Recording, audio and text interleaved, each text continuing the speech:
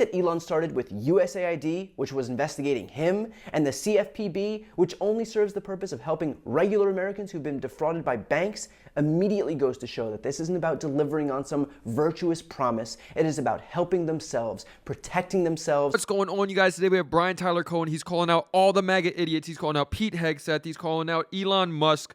Brian Tyler Cohen goes in. Let's get into it. Did not expect to see this one today. Fox News' Jen Griffin, who to her credit has always been a fair foreign relations reporter, took to Twitter writing, Dems on House Appropriations Committee ask why Secretary Hegseth needs $137,297 for home repairs and paint for a government residence in light of Doge's effort to save taxpayer money. Letter below.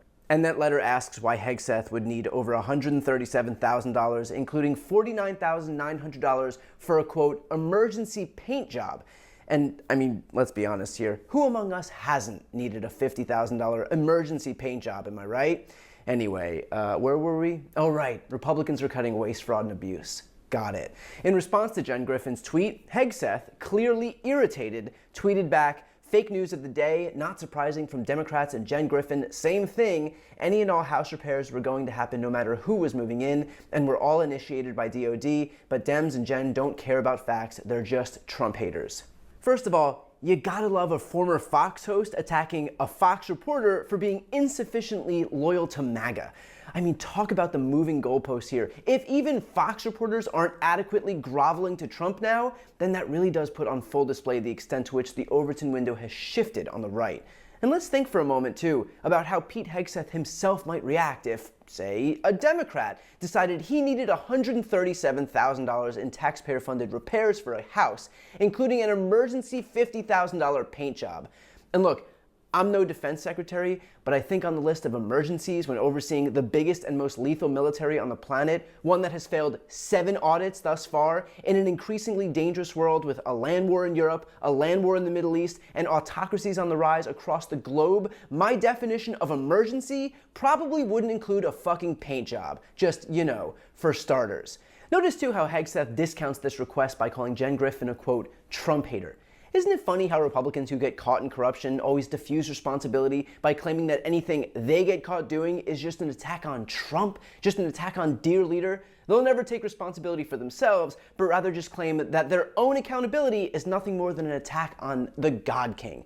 So we can see the danger of what's going on for both sides. You know, we've had this for a while with the left. We've had any criticism is seen as an attack, is seen as, you know, you cannot question what's going on. We must go along with the story. We've already seen this before, and they have criticized the left actually for that. You know, and now we see the same thing happening on the right. We see the Fox News host who was wanting to criticize something going on with Trump.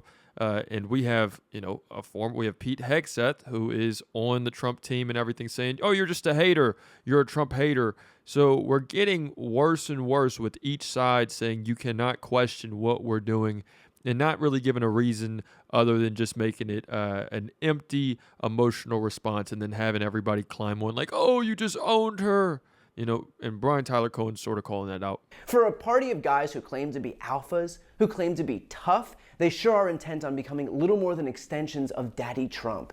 And if this Hegseth scandal looks familiar, that's because this type of waste, fraud, and abuse has become a hallmark of Trump's administrations. During his first term, Interior Secretary Ryan Zinke spent $139,000 of taxpayer funds on a new door for his office. $139,000 on a new door. I didn't even know they made doors for $139,000, but apparently they do, and apparently Trump's official decided that he was entitled to it so long as the rest of us would pay for it. Or how about Trump's former EPA administrator, Scott Pruitt, who installed a $43,000 private phone booth in his office, spent $3 million for private security, $105,000 on private flights, and $1,500 on fountain pens. Somehow, the private flights are the least surprising thing on that list. And so clearly, it's been a long-standing tradition that far from rooting out waste, fraud, and abuse, the people who surround Donald Trump, who compose those in his orbit, are the worst offenders of it. And now Elon is doing the exact same thing, claiming to be rooting out waste, fraud, and abuse, and yet managing to only help himself in the process. Here's what I mean. Let's take a look at some of the agencies that Elon's targeted with Doge. Let's start with USAID. In 2022, his company Starlink received millions of dollars from USAID for Starlink's operation in Ukraine. Not to mention the incredible amount of taxpayer subsidies that helped Tesla become the major company that it is. And Mr. Musk, he's a billionaire, as we know. He has no reluctance to take taxpayer funds from USAID. None. He took money from USAID. It was a good organization when the money was coming from it to him to help us in Ukraine. But now he's calling it a criminal organization. The USAID Inspector General was investigating how Elon Musk's SpaceX Starlink satellite terminals, which were purchased with agency funds, were used in Ukraine's war with Russia. So Elon was under investigation by the very agency that he immediately moved to dismantle. Think that it's a coincidence that the first agency he went after was an agency? Right, that's a whole nother issue. We're going to talk about government waste, government spending. We have people paying close to 150 grand on doors. But what about all the money that is also signed off by the Democratic leaders, during that time? And by any means, I'm not criticizing the movement itself. I'm not criticizing progressive values. I am criticizing the ones that are in power, that are so-called having our backs, that are standing for our causes, the people. I don't believe that we actually had a liberal president at all. I can't tell you the last time we've had one. So it seems like both sides now are under this conservative, spending money for the establishment and giving it under the ruse of saying, okay, well, we're for the working class, we're for you, we're for the people. Whenever they're not actually for the betterment of people. They're not for the betterment of communities that are in danger.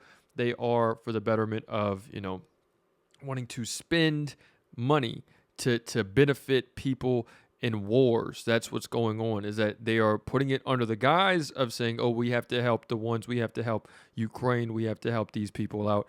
But this whole thing that's going on is that I am going to help spend more money. I'm going to help put us in a terrible position, where we really don't, it doesn't affect anyone.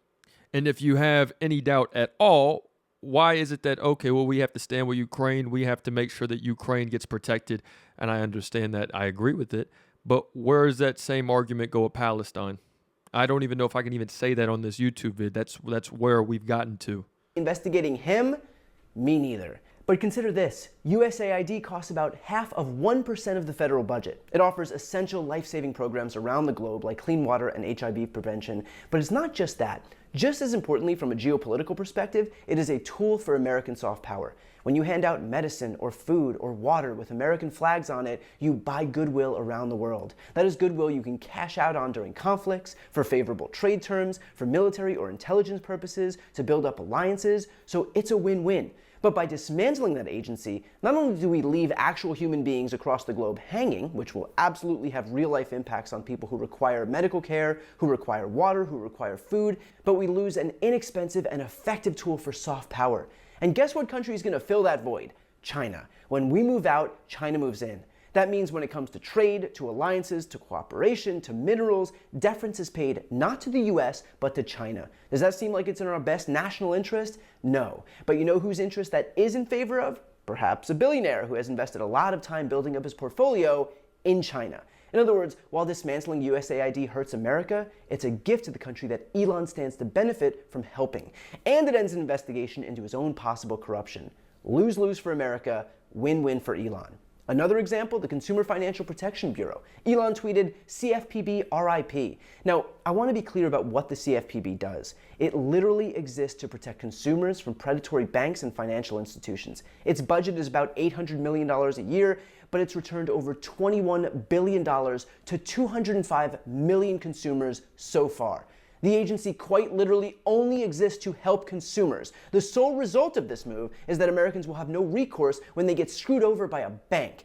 $800 million budget for a $21 billion return. This is nothing more than a handout to predatory banks, who I'm sure will fall over themselves returning the favor in the form of donations to this administration. A true free-for-all for the most anti-consumer, anti-working class, anti-American entities in the And country. it's gotten deeper as far as values go. No one actually cares about the values. They only care about the paycheck. Whether that is either side, we have been both sold out. That's why there's a need for a progressive reform. That's why there is such a huge need for a reestablishment of what it means to be a liberal, the reestablishment of values. Right now, it's whoever the highest bidder is, whether that is on, whether that's for Israel, whether that's for China, whether that is Elon Musk himself, as we can see, who got himself a place in the Oval Office. Like, is it not clear that it's always going to be about how can I get more power? It's not about how can I develop a person. It's not how I can develop people around me. This has turned all into how can I develop as much power as I can over the world on this sinking ship.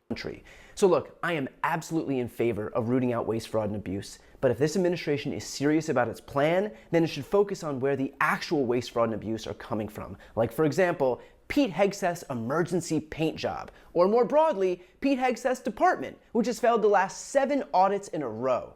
The fact that Elon started with USAID, which was investigating him, and the CFPB, which only serves the purpose of helping regular Americans who've been defrauded by banks, immediately goes to show that this isn't about delivering on some virtuous promise. It is about helping themselves, protecting themselves, and enriching themselves. This isn't the end of crony capitalism, it's the embodiment of it. So there we have it, you guys. We have Brian Tyler Cohen calling out MAGA, calling out Trump, calling out Peter Hegseth, and Elon Musk as well. I sort of included a little bit as making it an equal fight. It's just clear as day that both sides are doing this. That's why there has to be a reestablishment of liberal values, of progressive values. Let me know what you guys think in the comments. It's another day in the progressive way.